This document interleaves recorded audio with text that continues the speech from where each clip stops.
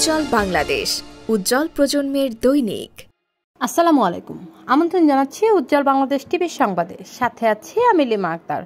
রহনপুরে পবিত্র ঈদে মিলাদুন্নবী উপলক্ষে দোয়া ও আলোচনা সভা অনুষ্ঠিত। আমাদের চাঁপাইনবাবগঞ্জ প্রতিনিধি মোহাম্মদ দুলাল আলীর পাঠানো ভিডিও চিত্রে দেখুন বিস্তারিত।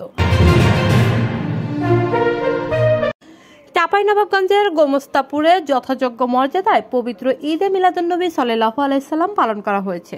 সোমবার 16 সেপ্টেম্বর বিকেলে উপজেলা বিএনপি ও রহনপুর পৌর বিএনপির আয়োজনে রহনপুর ডাকবাংলা চত্বরে ঈদে মিলাদুন্নবী উপলক্ষে অনুষ্ঠানটি অনুষ্ঠিত হয়। এ সময় রহনপুর পৌর বিএনপির আহ্বায়ক এনায়েত করিম তকির সভাপতিত্বে আলোচনা সভা করেন উপজেলা বিএনপির সদস্য সচিব অ্যাডভোকেট নুরুল ইসলাম সেন্টু। রহনপুর পৌর সাবেক মেয়র ও বিএনপি নেতা তারিক আহমেদ উপস্থিত ছিলেন। রহনপুর পৌর বিএনপির সদস্য সচিব ও কাউন্সিলর ইসমাইল হোসেন, উপজেলা সাবেক স্বেচ্ছাসেবক দল নেতা সাজ্জাদ হোসেন, উপজেলা বিএনপি যুবনেতা আব্দুল্লাহ প্রমুখ। 12 রবিউল আউয়াল সোমবার বাংলাদেশ সহ মুসলিম বিশ্বে পালিত হচ্ছে পবিত্র ঈদে মিলাদুন্নবী সাল্লাল্লাহু আলাইহি সাল্লাম।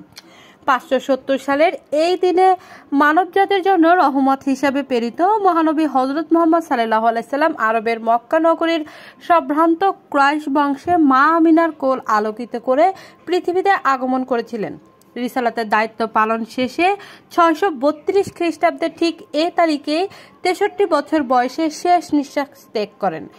বাংলাদেশ সহ বিশ্ব মুসলিম সম্প্রদায় এদিনটি পবিত্র ঈদে মিলাদুন্নবী সাল্লাল্লাহু আলাইহি সাল্লাম হিসাবে পালন করে থাকে। আমরা সবাই একই পায়ে এটাই হলো আমাদের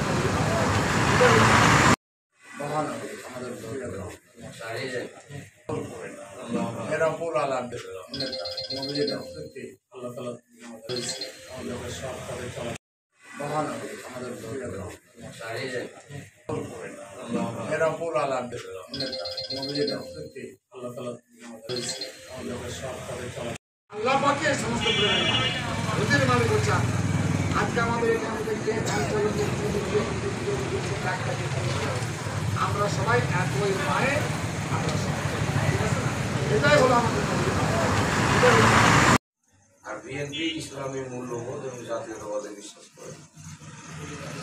আমরা নবী সাহেবের অর্ডারে এবং ইসলামের অর্ডারে জীবন দিতে প্রস্তুত। তবে বাংলাদেশে শহীদ রাষ্ট্রপতি জিয়াউর রহমান বিসমিল্লাহির রহমানের চালু হয়েছিলেন। ইসলামকে সর্বপ্রথম